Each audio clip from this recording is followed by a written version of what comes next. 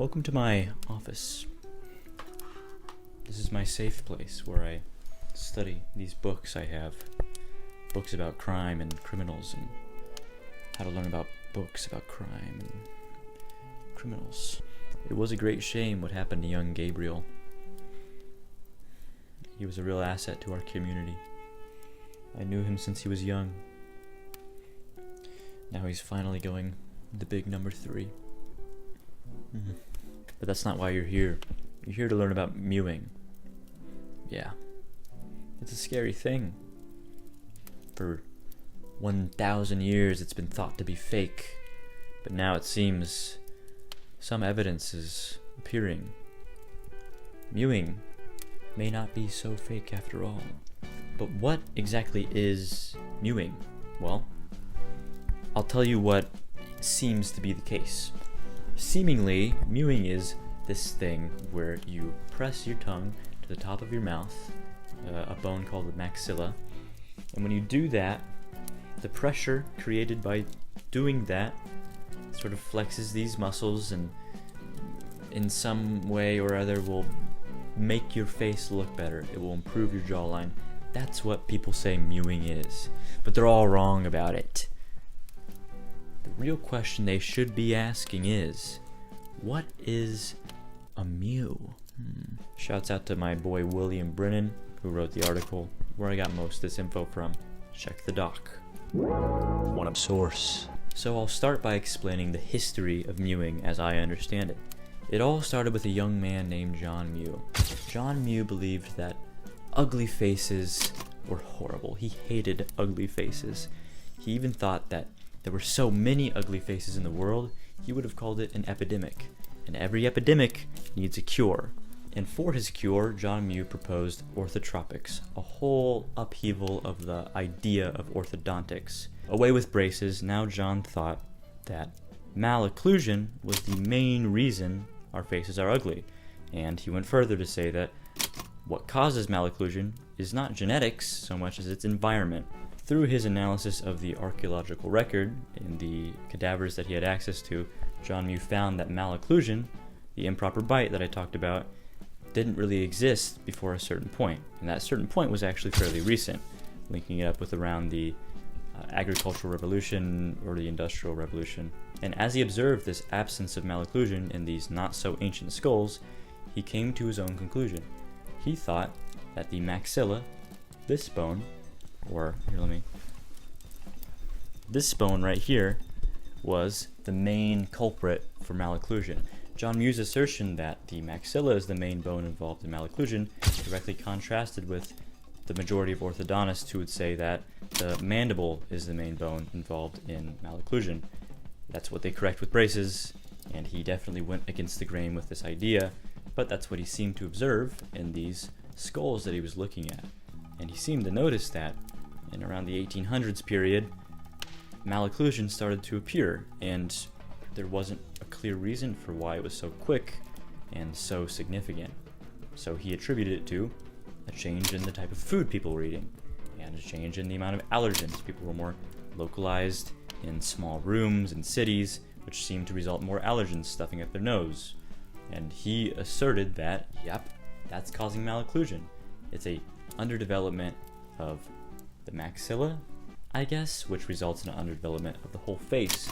The face starts to droop in John Mew's idea. Without the effort involved in chewing harder foods and the need to breathe through one's nose, John Mew thought that he could possibly correct the jaw deficiency that he saw there by controlling children's chewing, eating, and breathing habits in order to achieve that beautiful face that he wanted so much. He wanted to give us back what he said was an objectively beautiful face that we had lost by industrialization. And years passed as John continued to proclaim this idea. It was his idea. He even wrote a book after being rejected from a scientific journal. He only really stopped treating patients that he had in around 2017 at the age of 89 after his license was revoked by the General Dental Council for reasons. Yeah, that doesn't look too good. And how exactly he treated those patients for all those years, I'll get into in a second. But that's kind of where John Mew's story ends in the history, but that's not where the story of Mew ends. Mew continues with John's son Mike Mew. Mike Mew picked up the mantle for mewing in a way that I don't think anybody saw coming. You might even call it the Godfather 3 of mewing. Since around roughly 2018, Mike Mew has carried this Mew idea into a whole new world of onlooking eyes.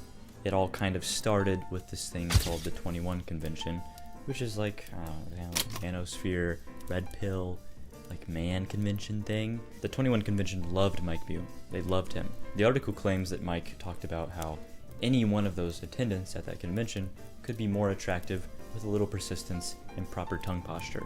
And that idea resonated with that particular group very well. I don't know if I have to explain why, because yeah, obviously people are interested in improving their looks, and a community that's very associated with incels might be, privy to that idea too. I don't know. And this reception that he got at this convention seemed to give him an idea. He created a YouTube channel, and this YouTube channel now is very successful, where he talks about orthotropics, mewing, and he receives millions of views for it. And if you remember the PowerPoint section of this video, then you'll know that of course something like this, a seeming escape from something that we thought we couldn't change at all about our appearance, something that people care about a ton, their jawline, of course that resonates with people. Of course people run like crazy with the idea, because yeah, they want to look better, they care about that. You could even say it's part of their identity. And throughout all of this, Mike continued to treat adult people with mewing, even after being expelled from the British Orthodontic Society, which I'm under the impression happened because he mistreated a patient. There's an article for that in the Regardless of all that, Mike continues to treat adult patients and tells them that braces will hurt their jawline and make them mouth breathe, that if they use the Muse technique, their faces can be made beautiful. But now it's time I get into how this actually works. How do you actually mew? What does it actually mean to mew according to the Muse? Since the 1970s, using nothing more than palatal expanders, dietary changes, and force of the tongue, and an appliance the family invented called the BioBlock, the Muse claim that they can counteract the effects of modernity while children are still growing. I highlight that last part for a reason. And this is the original mewing. This is how it's originally described. And there's some key aspects there that I think are worth highlighting. First of all, it's for children. It seems to be for children. Children's faces are developing in a much different way than adult faces develop. And that's really the only time, and the Muse even acknowledge it seemingly, that you could possibly have a significant change to the structure of the face and how the jaw develops. And beyond that, there's a whole other, like a bunch of extra stuff there. It's not just pressing your tongue to the top of your mouth. That's not how they describe it. So I don't know where this idea that you should just use your tongue came from. Oh wait, that came from Mike Mew himself, but I'll get to that in a second. And yeah, John probably understood that most facial development takes place at an early age. There's a study for that. And beyond that, some development can happen, but it's not nearly as significant or meaningful for the face or jaw as that initial childhood development. So if you want to actually change your face shape or your jawline, if you look into it, most of the actual proven methods are going to be like surgery or invasive operations, unfortunately. So in summary, John seems to think that malocclusion causes ugly faces, and that comes from environment, not genetics. And this gives a lot of people hope because, hey, if I can fix my face and I don't have to worry about it being hopeless because of genetics, then why not? Why not fix my face? And that's great, but I'll reiterate, it seems to be something that's primarily aimed at young children, and beyond that, there's no real evidence, any scientific papers, that mewing or any form of mewing actually will fix your jawline or the jawline of children. It just hasn't been proven yet. And I find it striking that since finding newfound fame online, Mike Mew hasn't said, hey, you might be misunderstanding. He's doubled down and basically continued to say the same things, saying that adults and whoever else can fix their face and make their face beautiful with mewing. Or at the very least, he never specifies that it can't be adults. So the Muse are ridiculous, right? They just say a lot of lies, they're charlatans, they're fake, it's all, dumb. Right? Well, maybe not so much. Turns out there's a few more clues that might illuminate what's really going on here. First of all, it seems to be the case that the Muse claims that braces often result in relapse. It's pretty true. It's actually very true and well accounted for in the literature. But the evidence goes even deeper than just that. The Mew's most significant claim of all, the most important claim they make, I'm gonna need a bigger pipe for this one. Essentially, the claim that the environment causes your malocclusion, there's actually a pretty good amount of research to support that. Study here. This study is actually really great, and it has Robert Sapolsky. I like him, he's cool. The claim of this article is that malocclusion has begun to run rampant. They would even call it an epidemic, kind of like John. And the main reason is environmental factors, like these ones going across the screen right now. And these environmental factors are mainly a result of the agricultural and industrial revolutions. Sound familiar? Yeah, that's exactly what the Mew said. That's exactly what John Mew said. The study even cites John Mew at points. Now, it doesn't give him full credit or anything, but it still cites him and calls him the progenitor for the idea. However, despite these significant overlaps, this study still remains a little bit agnostic on a definitive way to solve this malocclusion problem that they see in the world. They cite a bunch of different sources. Here they all are. They're all in the doc. Seem to indicate there isn't really a definitive way, and they give a couple, one of them being John Mew, that seem to indicate there is, but that's not definitive evidence, and they admit as much. And this aspect of the study does not align with the Mews at all, specifically Mike Mew and what he likes to say online. And honestly, doesn't provide very robust evidence for any of it, because there is not robust evidence for any of that. There's no evidence that mewing actually works. Yeah, there's evidence to say that jaw shrinkage can result in sleep apnea. The jaw epidemic paper from earlier totally agrees. However, Mike also says that mewing will help fix your sleep apnea, basically. It will help treat sleep apnea.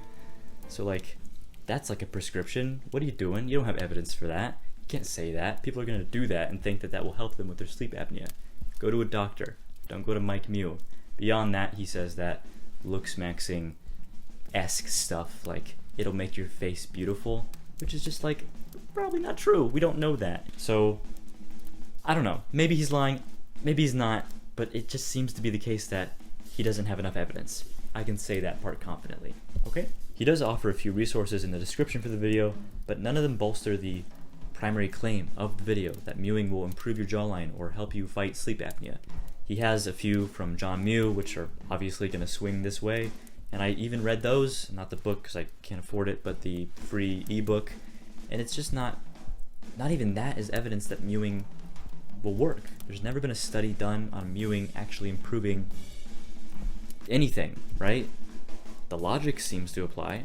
There seems to be some evidence that it could work, but you need to test that mewing, as we know it, can actually do anything about any of these problems. Sleep apnea, even just improving the jawline, or just opening up the airway, I don't know. Like, none of this is proven by anything. And I will reiterate once more, mewing and the ideas behind mewing that are cited in the jaw epidemic paper, they are aimed entirely at children, young children.